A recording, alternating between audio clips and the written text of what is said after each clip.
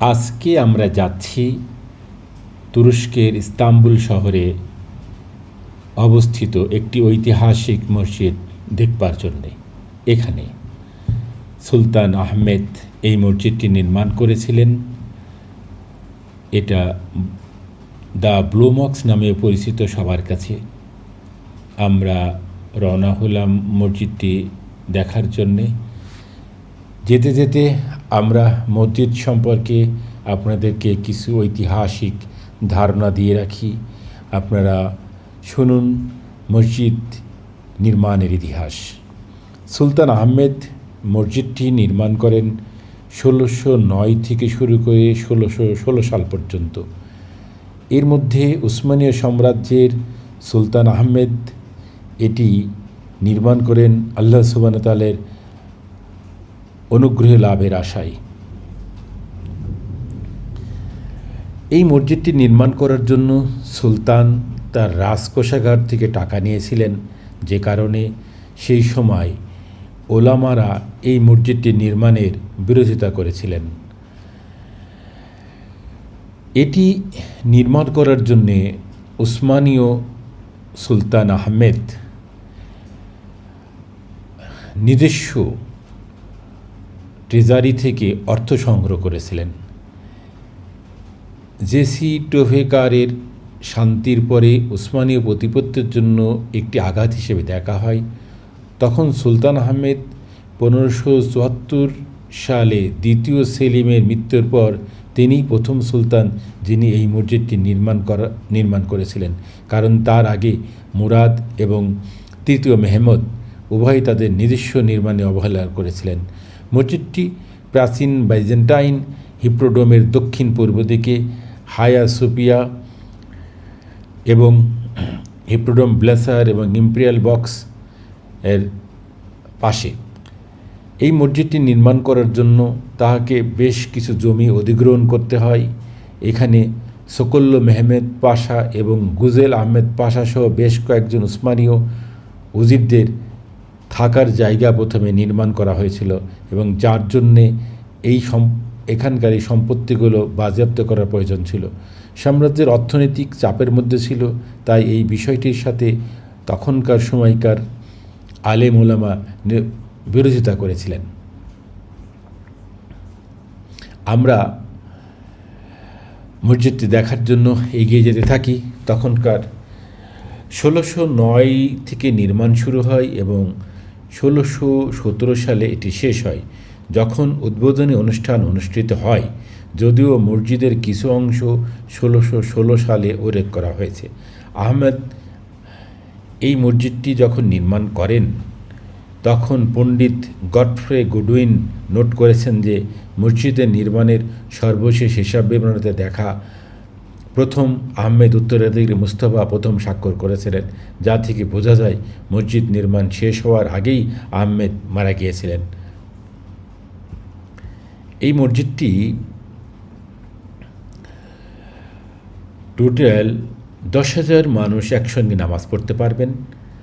72 metre দৈর্ঘ্য, প্রশস্ত 64 metre এবং এর গম্বুজের উচ্চতা 43 মিটার। টোটাল 6টি মিনার এই মসজিদটিতে আছে। আমরা যখন মসজিদটিতে প্রথমে গেলাম, তখন জহরের সালাত হয়ে গেছে। আমাদেরকে ঢুকতে দিল না। সেখানকার সিকিউরিটি বলল, আপনারা আজান হওয়ার পরই আসেন, তাহলে মসজিদের ভিতরে ঢুকতে পারবেন। আমরাও অপেক্ষা করতে লাগলাম আসরের আজানের জন্য। আমরা মসজিদের বাইরের চত্বরে এসে বেশ ঘোরাঘুরি করলাম, নানান স্থাপনা দেখলাম। তারপর আমরা মসজিদটি আজান হলো, তখন আমরা মসজিদটির দিকে এগিয়ে গেলাম। এখানে মুসলিম অমুসলিম নানা দেশ থেকে নানা ধরনের পর্যটক এসেছেন। সেখানে আমাদের বাংলাদেশি পর্যটকরাও আমরা পেলাম। এখানে নারী পুরুষ উভয়ই মসজিদের মধ্যে প্রবেশ করেছেন। যারা মুসলিম তারা নামাজ পড়লেন, যারা মুসলিম না তারা আরেকটা ড্রেস নিয়ে মসজিদের মধ্যে প্রবেশ করলেন। এবং মসজিদটির গম্বুজ এবং মসজিদটির ভিতরে সব কিছু সবুজ পাথর দ্বারা নির্মিত এবং সুন্দর লাইটিং, মসজিদটিতে কার্পেট পরা। এখানে মুসল্লিদের সংখ্যা আমরা তেমনটি পাইনি, যেহেতু সবাই এখানে পর্যটক এবং সব পর্যটক তো আর মুসলমান নয়, যে কারণে এখানে মুসল্লির সংখ্যা আমরা কমই পেয়েছি। ইমাম সাহেব নামাজ পড়ানোর পরে নামাজের শেষে তসবিহ তাহলিল করলেন বেশ একটা লম্বা সময় ধরে। আমরাও ইমাম সাহেবের সাথে তসবিহ তাহলিলে অংশগ্রহণ করলাম। তারপরে ঘুরে ঘুরে মসজিদটি দেখলাম, কী সুন্দর স্থাপত্য। এখানে মসজিদের আপনার ইনফরমেশন কর্নার আছে, যেখানে বিভিন্ন ভাষায় আপনার মসজিদের ইনফরমেশন আছে। অনেক পর্যটক দেখলাম সেই সমস্ত স্মরণিকাগুলো সংগ্রহ করছেন। আমাদের বাংলাদেশি পর্যটককেও দেখলাম, তিনিও স্মরণিকা সংগ্রহ করছেন। মসজিদটি উসমানীয় সাম্রাজ্যের সৃষ্টি এত সুন্দর মসজিদ, যেটা আসলে না দেখলে বলা যাবে না। এই মসজিদটিতে প্রবেশের জন্য কোনো টিকিটের প্রয়োজন হয় না, শুধু উজু করে মসজিদে প্রবেশ করতে হবে মসজিদ নামাজের সময়। আপনারা যে কেউ যখনই কোনো মসজিদে ঢুকবেন তখনই 2 রাকাত সালাত আদায় করবেন, এটা মসজিদের হক। ইস্তাম্বুলের নীল মসজিদ, এটির সরকারি নামেও পরিচিত সুলতান আহমেদ মসজিদ, তুর্কির সুলতান আহমেদ কামি। তুরস্কের ইস্তাম্বুলে অবস্থিত একটি উসমানীয় যুগের ঐতিহাসিক রাজকীয় মসজিদ। এটি 1609 থেকে 1617 সালের মধ্যে প্রথম আহমেদের শাসন আমলে নির্মিত হয়েছিল এবং বর্তমানে এটি একটি কার্যকরী মসজিদ হিসেবে রয়ে গেছে। এটি বিপুল সংখ্যক পর্যটকদের আকর্ষণ করে এবং এটি অটোম্যান স্থাপত্যের সবচেয়ে আইকনিক এবং জনপ্রিয় স্মৃতিস্তম্ভগুলির মধ্যে অন্যতম।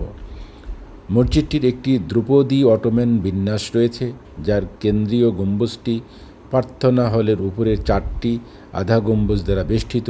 এটি একটি বৃহৎ প্রাঙ্গণ দ্বারা সম্মুখভাগ এবং 6টি মিনার দ্বারা সংলগ্ন।